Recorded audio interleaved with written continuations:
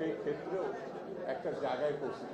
যেমন আব্বাস ভাই, আমি যে কথাটা বলার জন্য আমি আব্বাস ভাইয়ের নাম উল্লেখ করলাম, ইদানিং একজন পাগলের উৎপত্তি হয়েছে, আপনাদের চোখে পড়ছে কিনা? বাংলাদেশের রাজনীতিটা এই পাগলামির একটা চূড়ান্ত পর্যায়ে জায়গায় গেছে।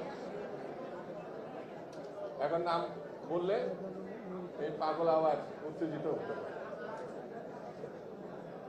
যা ইসলাম ধর্মে নিষিদ্ধ, গীবত গাওয়া, মিথ্যা কথা বলা, যেটাকে ইসলাম নিষিদ্ধ করেছে, তারা ইসলামী দলগুলোর সঙ্গে গিয়ে এই কথাগুলো বলছে, আমাদের প্রতিপক্ষ হতে চাচ্ছে। আমি শেষ কথাটা এইভাবে বলি,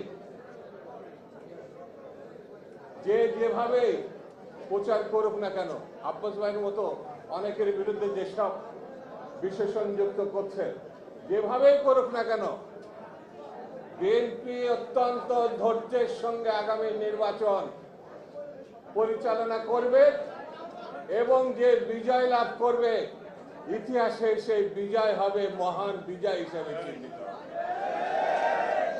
কারণ এটা দরকার আছে।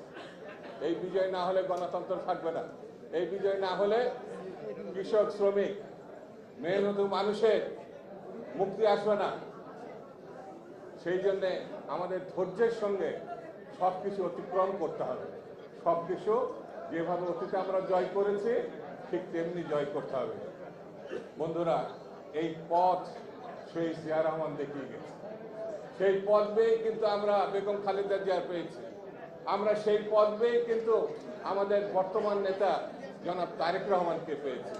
যে ধৈর্য, যে মানবতাবোধ, যে গণতন্ত্রের প্রতি নিবিড় আচরণ, সেই নেতা জনাব তারেক রহমান। সেই জিয়া রহমানই বলা যায়, তারই পরিবার, তারই অনুশাসন, তারই রাজনীতি বাংলাদেশি জাতীয়তাবাদের মনিস্তফা এই পথ বেয়ে আজকে জনাব আমাদের বিএনপি এবং জনাব তারেক রহমান এবং আগামী দিনের রাজনীতি, এটা আমাদের ধারণ করতে হবে।